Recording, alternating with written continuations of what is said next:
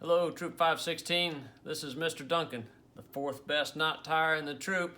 I'm here to teach you another knot today. Gabe is running the video. He told me that he loves to help new scouts tie knots. It's one of his favorite things. And he also reminded me of another great scout who's a great knot tire in our troop. His name's Colin. He's your senior patrol leader. Colin, I think, knows every knot there ever was. And he's such a good knot tire. On occasion at campouts and summer camps, I've seen him just pick up a random piece of rope and walk around and tie knots and tie Turk's head woggle knots. I've seen him tie monkey fist knots and other kinds of decorative knots. He's really great. He's a lot better than me. If you ever get stuck, feel free to go talk to Colin. He's really good at what he does. So thanks, Gabe, for reminding me. Today I'm going to show you a knot you probably already know, but I'm going to show you a couple of different things too. I'm going to show you first of all the square knot. Gabe, come around here where you can see me. Square knot's probably something you already know and you're already really good at it. I'm just going to tie it onto my favorite piece of bamboo. It's real simple. I just take my right hand, place the string on the right hand side over the left, and then run it underneath, cinch it down. And then I take my left hand piece and lay it over the right hand piece, run it underneath, and pull it down. Probably everybody who's watching this video can do that knot. You've done it a million times. But let me show you this. This is the way I tie my hiking boots. I don't tie them in a bow knot. I tie them in a square knot. And when I'm done, to get them loose, watch what I can do. I can grab one side, say the left-hand side, and pull it hard to the right. And that forms what's known as a Larks Head. I'll show you Larks Head in just a second.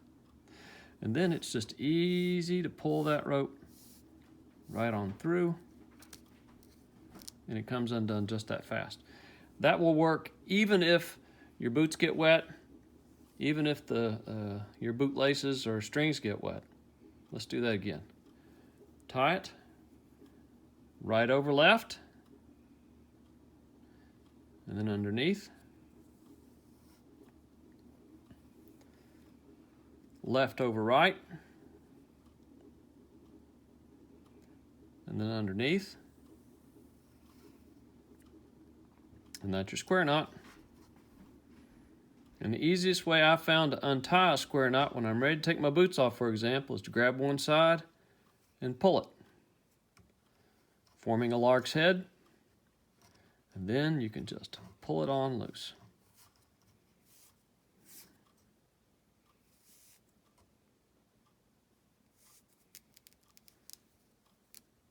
All right, so you might say, Mr. Duncan, what is a lark's head? Well, lark's head is just about the simplest knot possible. It looks like this. I make a bight. A bight is just a bend, B-I-G-H-T, not biting like a dog biting, but a B-I-G-H-T bight, a bend, and then I just run the other ends through it. That is called a lark's head. Just about the simplest knot possible. You see that? So when I do right over left, left over right, square knot, untie it, lark's head. See lark's head right there? And pull it on through. Works even if your shoelaces are wet. All right, now I'm going to show you a little thing I learned. I don't remember who showed me this. Oh, I didn't show you my books. Here's a bunch of books that I've gathered for tying knots. This is a publication of the Boy Scouts of America called Knots and How to Tie Them. All kinds of interesting stuff. Mainly the scouts that mainly the knots that scouts would be interested in. Here's an old copy of the Pioneering Merit Badge for building structures out of lashings. Lashings are a lot of fun, but you got to know a few knots before you can tie lashings. Clove hitch is key to being successful with lashings. Here's another book called Top Knots. I don't remember where I got this. I might have got this at our Boy Scout tent sale. Lots of knots in here. Here's a book I got for Christmas a few years ago. It's called The Ultimate Encyclopedia of Knots and Rope Work.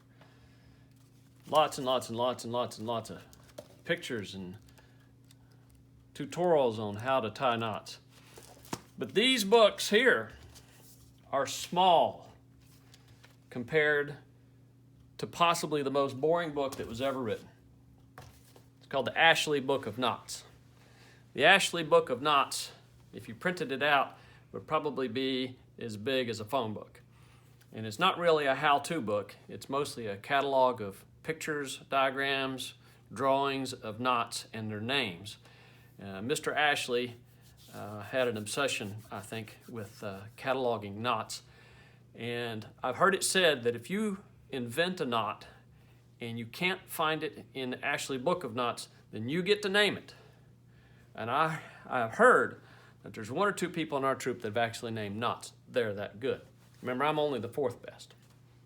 Anyway, I was going to show you a trick that somebody showed me along the line. Let's do a simple square knot. Right over left. Right over left. Then underneath. And then left over right. That's a simple square knot. Now you notice with this knot, both of the loose ends are on the same side of the loop. You see that? That's a square knot. Back in the old days, before there was cellophane tape and such things, if you wanted to mail a package, probably what you would do is you would wrap your package in brown paper and then you would tie it all together with twine. Well, you could tie a knot that was similar to the square knot, and it's called the thief knot. And it's a little different than the square knot. And if somebody tampered with your package and hurriedly tied it back with a square knot, you could tell. So this is the way you tie a thief knot. You start with a bite. Bite's just a bend. And then I take my running end, I run it from the back through my hole. See there? And then I run it around the back of my main loop. You see that?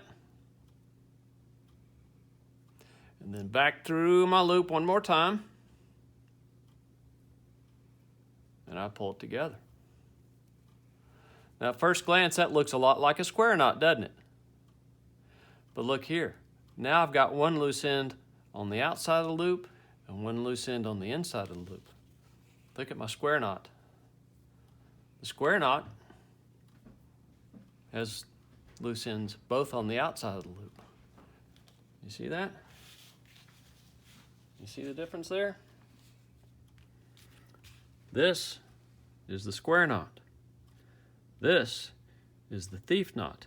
This is just a teensy bit harder to tie, but if a thief tampered with your package and hurriedly tied it back with a square knot, you could tell that somebody had tampered with your package. Let's do this one more time.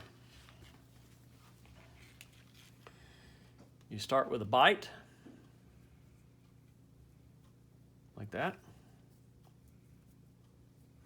You take your running end, you stick it through from the back, and you run it around the back of your loop.